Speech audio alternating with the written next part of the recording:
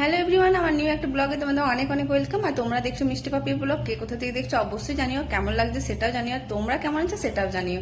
তো এখন প্রায় সন্ধ্যে 6:30 বাজে। আর তো চলো নিচে চলো, তোমাদেরকে দেখাচ্ছি আজ কি মেনু হচ্ছে, রাতের মেনুতে কি হচ্ছে চলো। তো এই যে রাতে ডিনারে দেখো চিকেন হবে, চিকেন।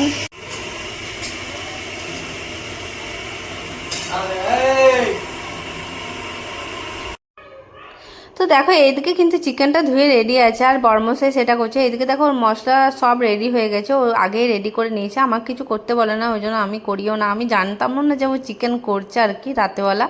তো আমি এসেছিলাম ভেজ স্যুপ করতে, যেহেতু ফ্রিজের মধ্যে দেখলে কেটে রাখা ছিল, আমি কিছুক্ষণ আগে কেটে দিয়ে গেছিলাম। তো প্রথমেই দেখো আমি কি করে করছি, ফুল ভিডিওটা দেখতে থাকো, না তো স্কিপ করে যাবে, বুঝতে পারবে না কেমন করে করছি ভেজ স্যুপটা। আর এটা ঠান্ডাকালেও, এখন তো আবার ঠান্ডাকালে আসছে, তোমরা খেতে পারো, এত সুন্দর লাগে কি বলবো তোমাদেরকে, গরম গরম দারুণ লাগে কিন্তু। তো দেখো তেল দিয়ে পাঁচফোড়ন দিয়ে এইদিকে সব আনাজগুলো দিয়ে দিয়েছি, মানে সবজিগুলো। এইদিকের মধ্যে সবজির মধ্যে ছিল বিনস, গাজর, টমেটো, ক্যাপসিকাম, এগুলোই ছিল, তাছাড়া আর কিছু দিইনি তেমন করে। হ্যাঁ, টমেটোটা কিন্তু বেশি করে লাগবে, কারণ একটু টকটক ভাবটা থাকলে খুবই সুন্দর লাগে খেতে। আর এদিকে দেখো একবার করে আমি বড়মশাইয়ের রান্নাটাও দেখাচ্ছি তোমাদেরকে, যে ওর কি চলছে আর কি, মশলা কষানো চলছে ওর মাংসর মধ্যে। আর এদিকে আমি লাল করে ভেজে নেব, যতক্ষণ না লাল হয়ে আসে, মানে 5 মিনিট মতো ভেজে নেব।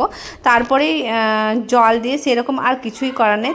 তো বর্মশাইয়ের রান্নাটা তোমাদেরকে একবার দুবার করে আমি শেয়ার করছি। আর ওকে ভিডিওতে নিয়ে নিয়ে এ কারণ হচ্ছে, ও প্রচণ্ড ঘেমে গেছিলো, ওই জন্য বলছিল বেবি আমাকে নাও না, ওই জন্য ওকে বাদ দিয়ে দিয়েছি কিন্তু।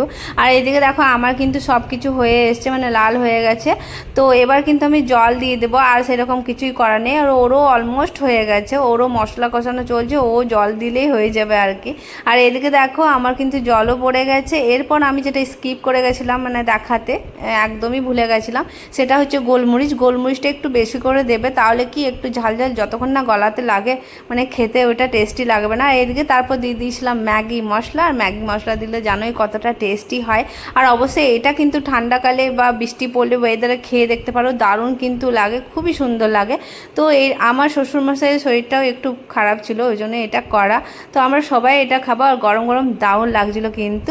তো চলো এবার তো আমার হয়ে এসছে, এবার নামিয়ে নেবো। 5 মিনিট মতো, 5 মিনিট না, ঠিক 2-3 মিনিট মতো ফুটিয়ে আমি নামিয়ে নিয়েছিলাম।